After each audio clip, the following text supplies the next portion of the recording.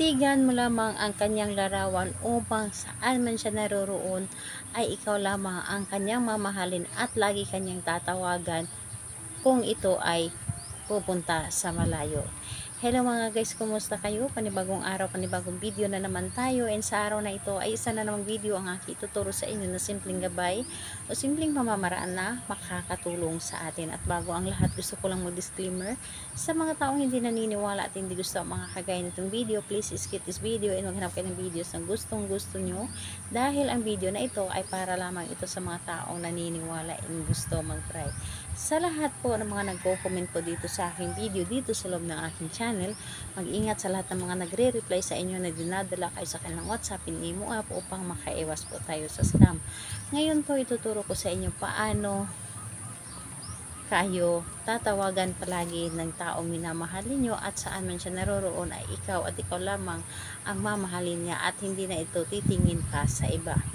Ito ay pwedeng gawin sa parehas ang kasarian, babae to babae and lalaki to lalaki, and syempre naman sa ating babae at lalaki na mag-partner. And dito po ay pwede mo itong gawin kahit na kayo ay magkalapit at magka-LDR sa isa't isa.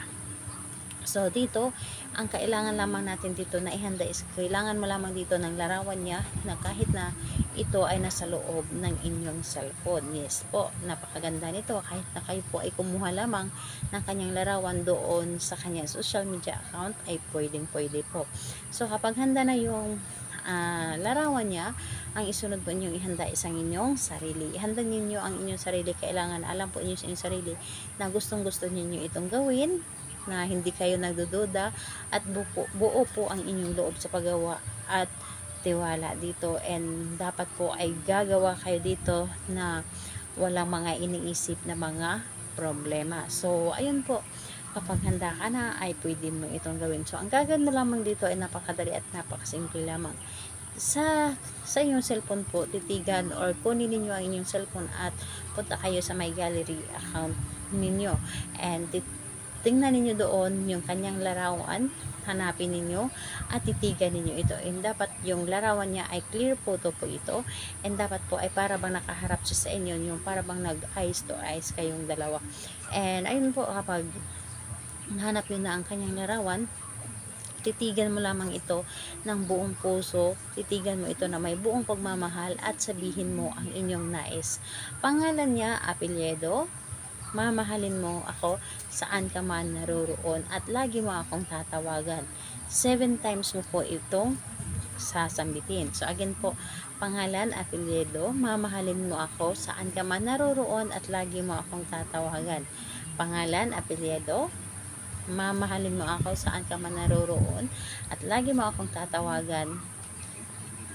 And ayun po, yun po ang lagi ninyong sasabihin sa loob or ng 7 pieces. So gawin mo ito ng kahit anong araw at oras, pwede po ninyo itong gawin. So wala pong problema, basta po ang importante ay mag-isa lamang kayo na gumawa nito at walang nakakaalam at wala po makakaistorbo sa inyo. Pwede ninyo itong gawin sa loob ng inyong kwarto, basta ito ay tahimik. Mas maganda na gawin ninyo ito ng tahimik ang paligid, dahil kapag tahimik ang paligid, mas mabilis tayong mapapakinggan ng universe at mas mabilis itong gumana. So ayun po, kahit anong araw at oras, pwede mo itong gawin. Kahit nasa trabaho ka, basta tahimik lamang at ikaw lamang mag-isa, gawin mo ito, and dapat po ay isip yung pagganahin ninyo. Walang makakarinig po, dapat pwedeng pabulong and pwede lamang naisip ang inyong gamitin habang nakatitig kayo. So ayun po, salamat po sa inyo. Bye bye everyone, God bless us all.